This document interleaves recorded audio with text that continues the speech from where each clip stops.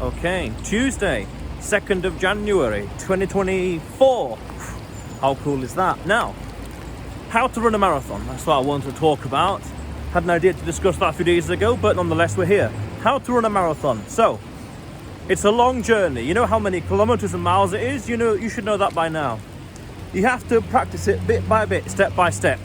Now understand, first of all, survivorship bias. What worked for me won't necessarily work for you, but it's worthwhile taking some ideas and some advice. Now, you can't jump into it straight away, wake up one day and decide, I'm going to do 42 kilometers. No. It doesn't work that way. You have to build your way up.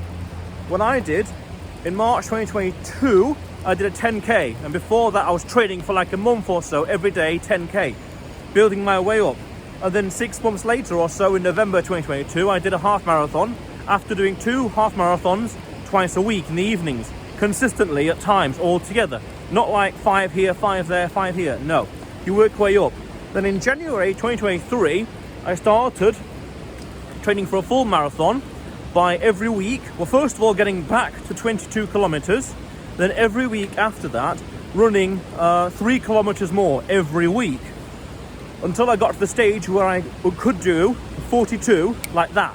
I could physically do it. If you can do it at least once, then you can do it again and again and again and again and again. That's very important. Important psychologically, important physically. If you can do it psychologically, then you can do it physically. And if you can do it once physically, you can do it again and again and again and again physically. Powerful, powerful stuff. Very important. So, you work your way up. You ideally train without the use of, say, energy gels or things like that. If you can do it physically by yourself with your own energy, perfect. Do just that. Exactly what you need to do. Likewise, you need to understand your limitations. When I was running, I realized after 22, 24, 26 kilometers, I started to get really tired. That's what's called hitting the wall.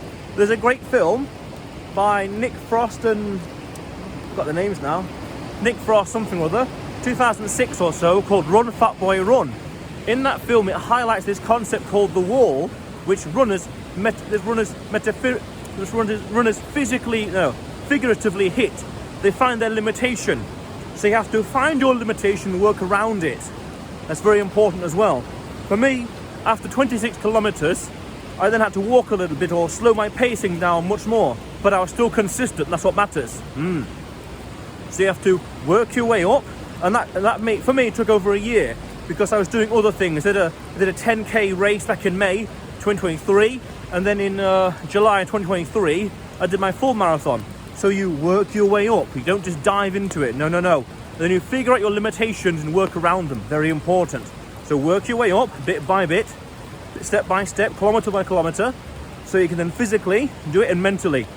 But mentally and physically, extremely important.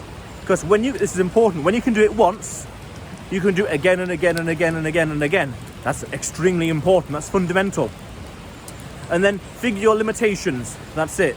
And the day itself is easy stuff. For me, it was easy. Yeah, it was tiring, yeah, it took a while, but overall it was pretty easy. And I have no regrets from the whole experience as well. So, build your way up, work your way up, and then figure your limitations out and work around them. Very important. So otherwise, I'm just in Wales right now. Nice rainy day, so part of the adventure. Yeah. And would I do another marathon? For the fun of it, yeah. Not my priority anymore. But I would do another marathon for the adventure, for the exercise, for the burning of calories. Yeah, why not? Sure, but it's not my main focus.